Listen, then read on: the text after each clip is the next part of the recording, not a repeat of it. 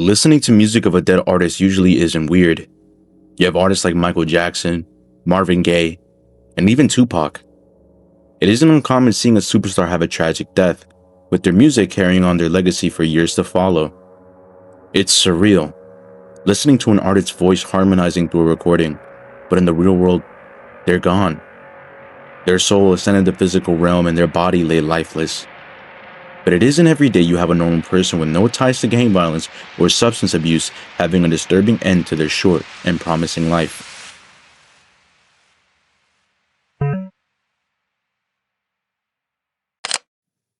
Katie Janness, also known as Katie, was a 40-year-old bartender, singer/songwriter, poet, and a beloved wife and friend.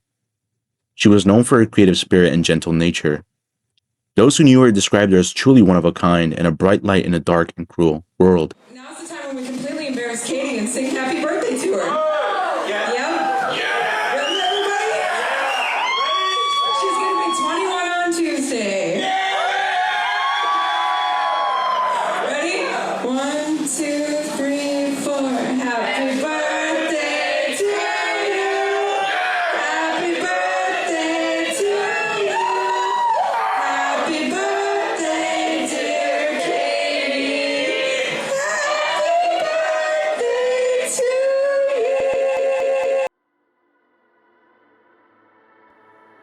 She was married to her partner Emma Clark for 7 years, the couple sharing 2 pit bulls by the name of Tori and Bowie. On the night of Tuesday, July 27, 2021, around 11 p.m., Katie took her dog Bowie for their usual walk through Midtown Atlanta. Earlier that evening, she stopped by Henry's Tavern around 11:35 p.m. to visit her partner Emma Clark, who was working. Before leaving, they agreed Katie would return to walk Emma home after her shift, and Emma planned to text when she was finished. Katie then continued toward Piedmont Park, a familiar stop on their nightly route. Around 12:20 a.m., Emma ended her shift and texted Katie but received no response. Assuming Katie's phone had died, Emma walked home, only to find Katie and Bowie still missing. Using the Find My iPhone feature, she saw Katie's phone was stationary inside Piedmont Park and rode her bike there to investigate. Shortly after 1 a.m., Emma entered the park and found Bowie lying motionless near the entrance, badly injured. Moments later, she discovered Katie under a nearby tree, laying there lifeless. Katie had suffered a brutal knife attack, sustaining more than 50 stab wounds and catastrophic injuries. After realizing Katie was dead, Emma fled the area in fear and called 911.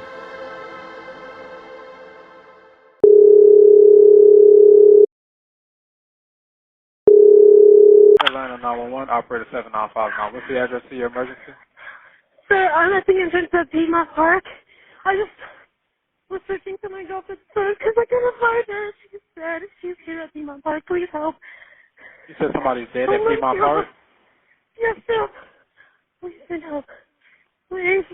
Alright, yes ma'am, I'm gonna send help to you. Oh my God. Oh my God. Alright, can I get your name? Get a callback number?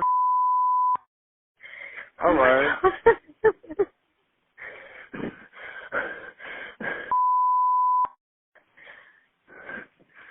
Where's she at in the park? She's right near the entrance. Like, I don't know how to explain it to you. Did you just see that? That's my girlfriend. What? Yes. Alright, hold. It's truly heartbreaking. I couldn't even begin to imagine the feeling of someone you loved going through something so terrible. 5 years later, and it's still an open case, and they have not caught the perpetrator. There is a serious lack of evidence pointing to the attacker's identity. During the autopsy, it was discovered there were multiple bruises and contusions on her body, pointing to evidence of Katie fighting back, signs of a struggle. Her fighting spirit tried so hard to fend off her attacker, but unfortunately, to no avail. This isn't the end of Katie Janness. Her spirit, love, compassion, and talent lives through her music. It's unsettling seeing so much life and joy in Katie's performances with the band Violet Skin.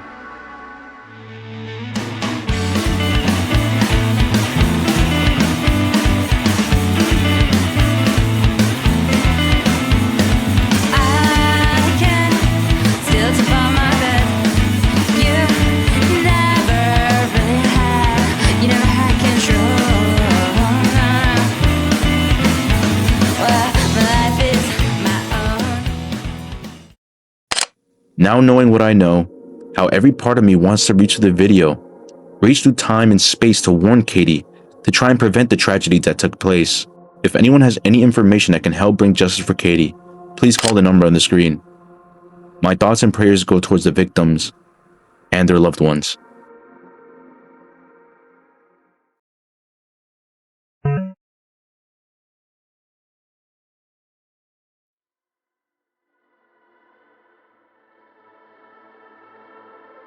On September 20th, 2022, Emma Brown, a 12-year-old girl from Texas, was outside with her father, Daniel Brown. The two can be seen showing off their guns, posing right outside their family home. It can be insinuated that the practice of handling and carrying firearms was normal for the family, as it isn't every day you see a child brandishing a lethal weapon. But Daniel Brown was given legal permission to keep and sell firearms off his property. For most, a young child handling a weapon can be seen as dangerous or irresponsible, considering a child might hurt itself. On the surface, the family seemed happy and healthy, until one day, tragedy struck. 12-year-old Texas girl shot a father before taking her own life. Photos obtained by the Daily Mail show 12-year-old girl and a father, 38 years of age, his name Daniel Brown, handling firearms in Poole, Texas. Shortly after this photo was taken, Emma Brown points a rifle towards her father Daniel, and with slight hesitation, pulls the trigger. Daniel Brown is struck by a bullet in the abdomen and falls. He's confused and shocked by the sudden turn of events. Perhaps an accident? Emma Brown doesn't call for help, doesn't drop her rifle, doesn't tend to her father. Instead, she runs down the driveway, points the gun to her head, and pulls the trigger. Police get alerted of the shooting. When they arrive, medics attend to Daniel's wounds. His daughter was then shortly after pronounced dead at a local hospital due to a fatal gunshot wound in the head. This tragic and confusing event came to a close, but there were more questions than answers. Why did this 12-year-old girl act out something so wicked and evil? What happened? It was later discovered that Emma Brown was in contact with another 12-year-old. They had been planning through text messages to massacre their parents, pets, siblings, and eventually run away to Georgia together. She was charged with conspiracy to murder. What blows my mind is how anyone thought allowing someone so young to handle and carry a lethal weapon was a good idea. Someone so young that could be influenced by the smallest thing. We've seen in so many other cases where a child gets access to a gun and unfortunately, someone always ends up hurt. This isn't a new revelation, and you would think that after something so tragic, one would leave this lifestyle of shooting guns behind, but shockingly not. Whether or not this comment on Facebook is reliable or not, it's up to you. A comment on Facebook reads, "So these are my neighbors. In fact, he's out there shooting right now, like most weekends. Guns don't kill people. People do that."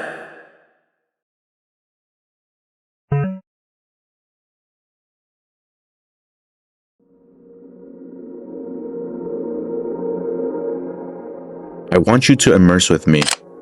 Imagine you and your loved ones are staying at a beautiful mansion in California. You hear loud music. You exit the guest house that you're staying at to see what's going on, only to find this. You see your brother's girlfriend hanging off the balcony, legs and arms tied behind her back, dead and naked. That is exactly what Adam Shacknai claimed is what happened on the night of July 13th, 2011. What exactly led up to this moment? Let's rewind and lay out the full story. On March 15th, 1979, Rebecca Zahau was born in Myanmar, a country in Southeast Asia. More than 2 decades later, at the age of 23, she married nursing student Neil Nalepa. Their marriage lasted nearly 10 years before coming to an end. Not long before the divorce was finalized, Rebecca began dating Jonah Shacknai, a billionaire pharmaceutical executive with a complicated personal life that includes previous marriages and children. One of those children was 6-year-old Max Shacknai, Jonah's son with his second wife Dina Romano. At first glance, the story seems like that of a wealthy family navigating personal struggles. But on July 11, 2011, everything changed.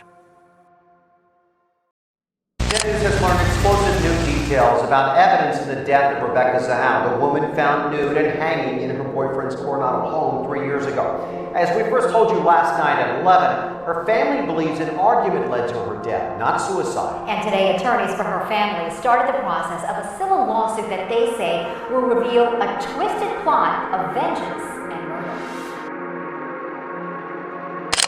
That day, Rebecca and her teenage sister were caring for Max at Jonah's mansion in Colorado, California.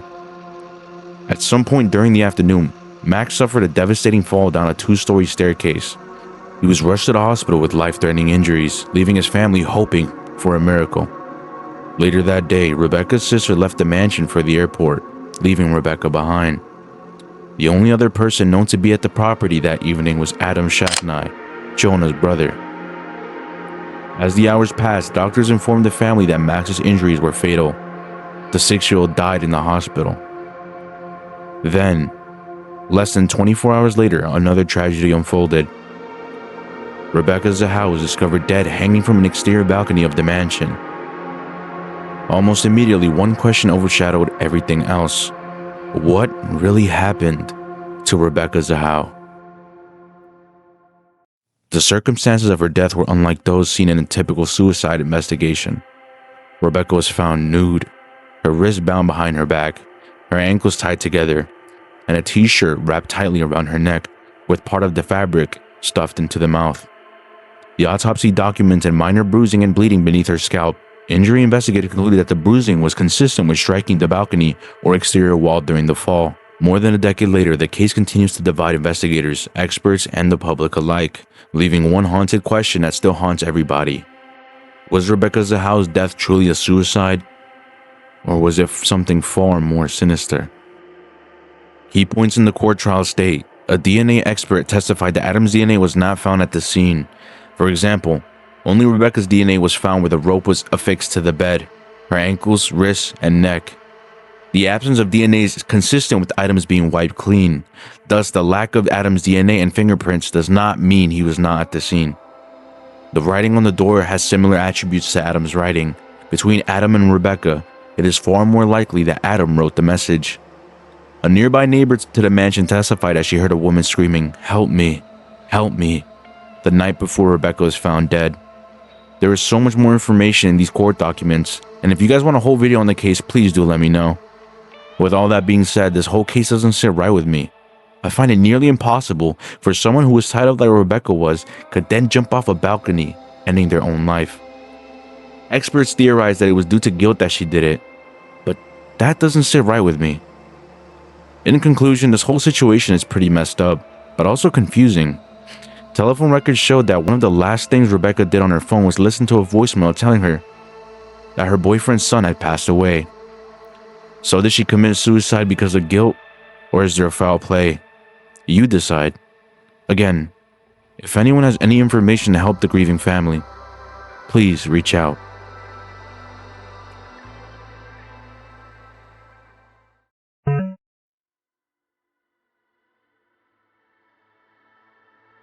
Cosplay. Described as a performance art where the artist dress up to represent a fictional character. With the ever-growing anime community, the cosplay community is also ever-growing. A TikToker named Hamirika, also known as Huber Nowicki, was part of both communities, being a decently known anime and cosplay enthusiast.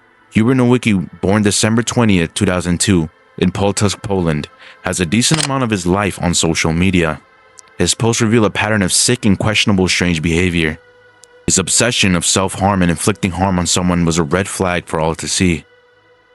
His behavior can be seen on Twitter with his multiple accounts showing suicidal thoughts, showing signs of a fantasy suicide pact with his significant other. It's endless.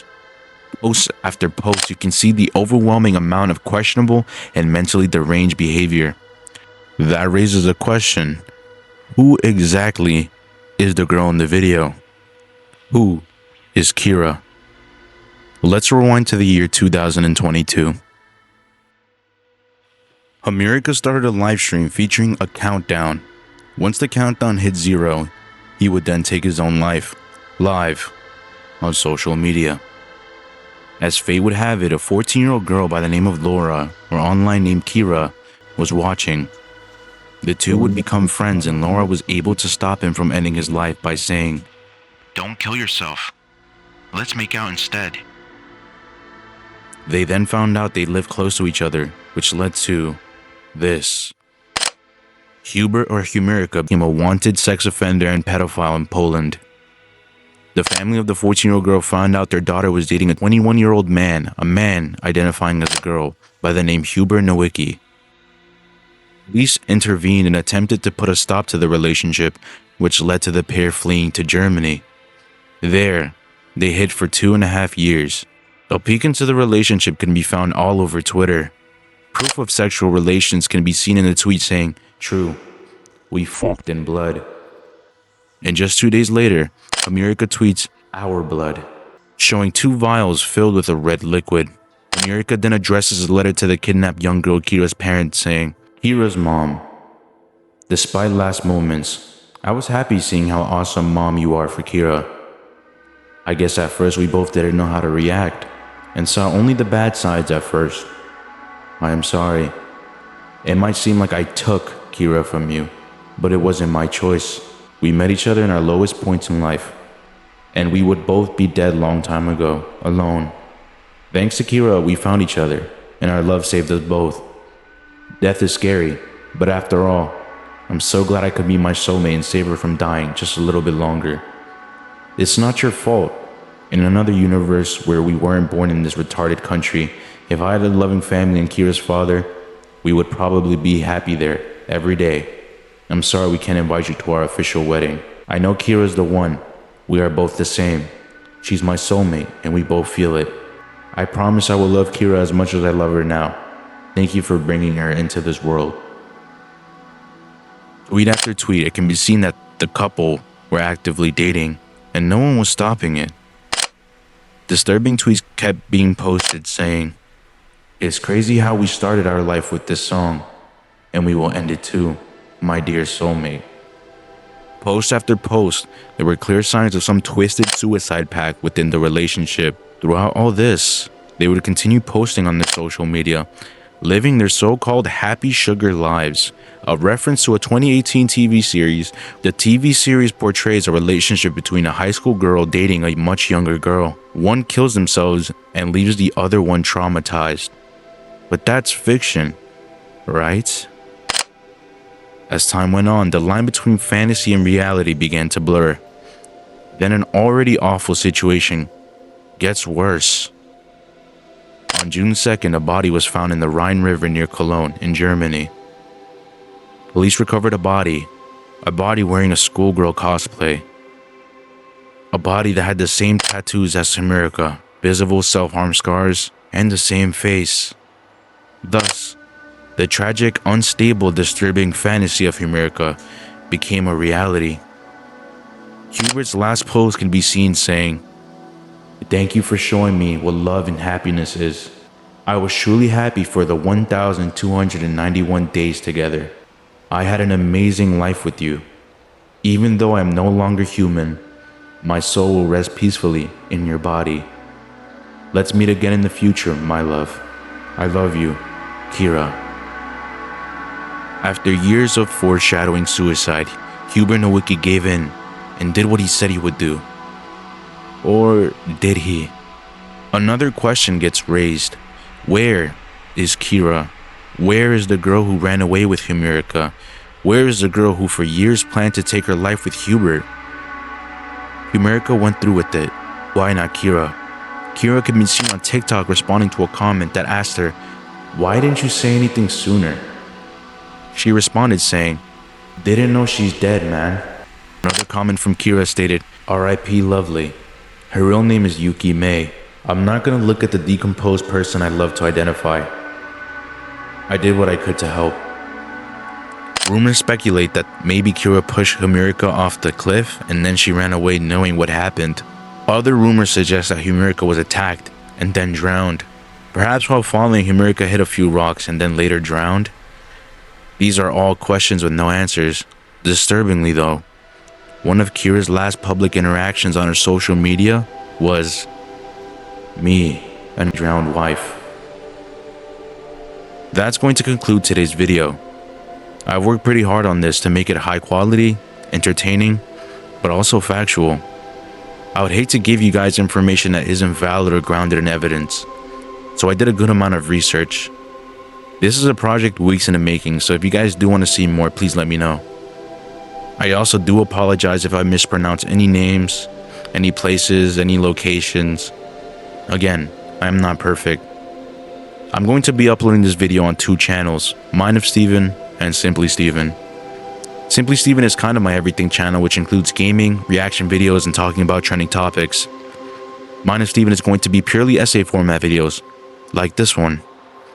Please subscribe and show some love to both channels. And with that being said, God bless you guys, be safe, and have a good rest of your day.